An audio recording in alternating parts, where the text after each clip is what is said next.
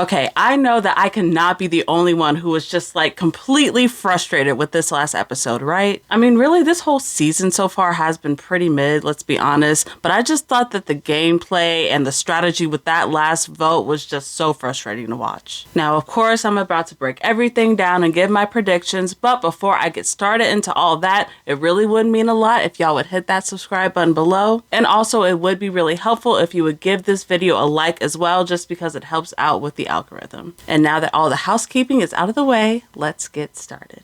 So, of course, this episode opens up with everybody coming back to camp after the last tribal council. And once the others see that both Rizzo and his idol are still in the game, obviously a lot of people are pissed. Like, really, this boy should not be able to keep on getting away with this easily, yet he is just like sliding through every single vote. So, since we're on the subject, let's start out by talking about this trio that we have of Sophie, Savannah, and Rizzo, because right now these three seem super duper locked in. They are all still going very strong, plus each of them all have advantages, so right now, even though they don't have the most numbers, they still seem to be the most powerful alliance in the game. Now, Sophie is still keeping her advantage a secret, which I do really love for her. Again, my general motto is that you should keep an idol or an advantage a secret as long as you can, at least until you have some sort of plans to actually use it. And I'm sure that in this situation, most people would feel pressured to tell their alliance members, especially since we're seeing Savannah open up about her extra vote to Sophie here. But Sophie obviously is just not caring how lopsided this relationship is, because she is still keeping her shit to herself, and I really do respect that. Now, even though she's not necessarily revealing everything to them, I still think that Sophie is a really good ally to have, especially since later on in this episode we see that people are starting to plot against Rizzo and Savannah, and she goes up to them and pretty much snitches on all of that immediately. And so obviously, I mean, we know how the episode ends. Their plans do not end up going through, but I'm not really sure how much of that was Sophie's doing versus Rizzo's doing, but still, either way you slice it, it is good to have like a secret ally like her on her side. Now, the other storyline we are seeing a lot of in this episode is Alex's, because he is starting to catch heat from playing all sides of the game, which, let's be honest, he is technically doing that.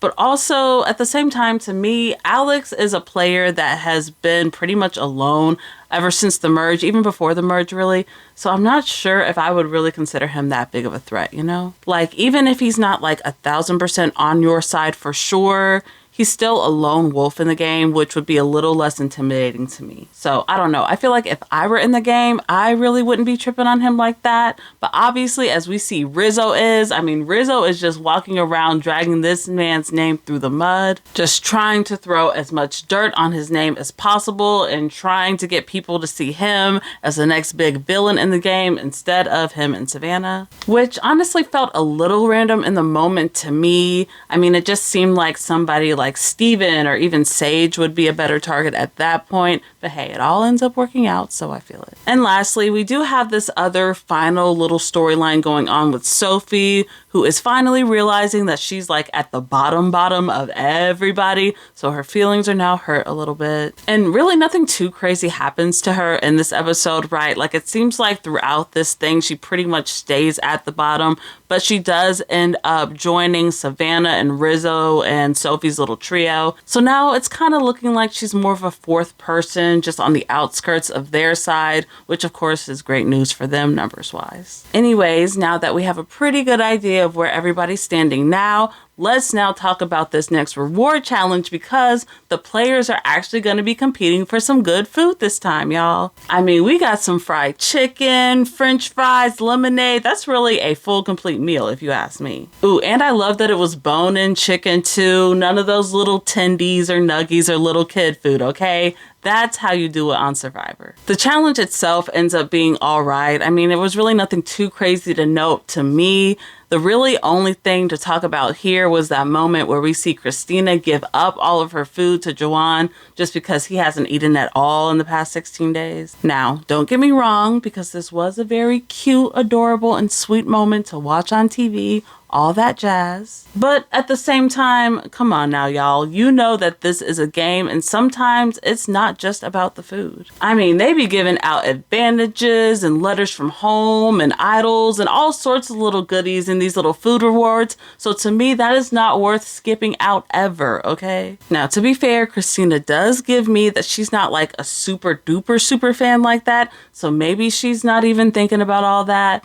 All I'm saying is that it would never be me, okay? Especially if there's some real food on the line. Later on in the episode, everybody goes off to compete in immunity. And this one is an endurance competition, but this one is like all lower body and core focused. So this might sound crazy, but I would actually be so excited for this competition if I was playing. I don't know, correct me if I'm wrong, but I feel like a lot of the endurance comps they do on this show tend to be upper body focused. So we tend to see the men do a lot better. And so to have this one be more lower body focused was definitely refreshing to watch. And I definitely don't want to be as cocky as Savannah is or anything, but I do love me a good core day and a good leg day. So I would just be excited to have an endurance comp that I felt I at least had a chance to win, you know? In the end though, Steven ends up winning immunity for the boys, and it all comes down between Savannah and Sophie once again for the ladies. Of course, throughout this whole thing, Savannah is up there doing all her shit talking,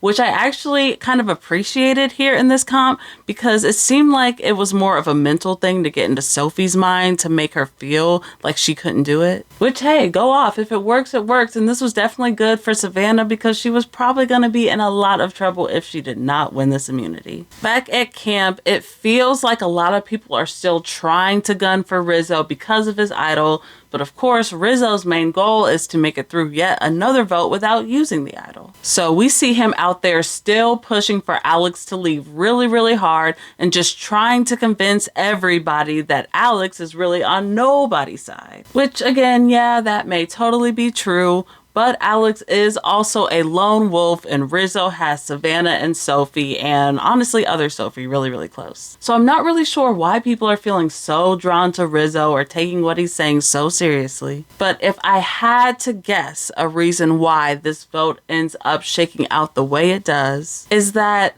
people like Sage and Jawan and maybe even Sophie might just feel a little bit closer to Rizzo than Alex just because they all started out on that same tribe together. Even though this tribe is no longer fully working together and the trust isn't completely there, I'm willing to bet that there may still be a little bit more of a spark with Rizzo and Savannah than there is with Alex. At least that is the best excuse I could come up with, giving these people the benefit of the doubt as to why they decided to vote Alex out. Because from certain perspectives like Sage and Duran's, it just made no sense at all. Because when we do eventually get to the votes, we see that I believe 5 or 6 people decided to vote Alex out. Like, I was just so shook that Rizzo was able to convince damn near everybody to do this vote, and I feel like Sage and Jawan really, really dropped the ball on this one. And I know I probably sound like a broken record at this point, but it's like, sure, yeah, Alex is out there playing all sides,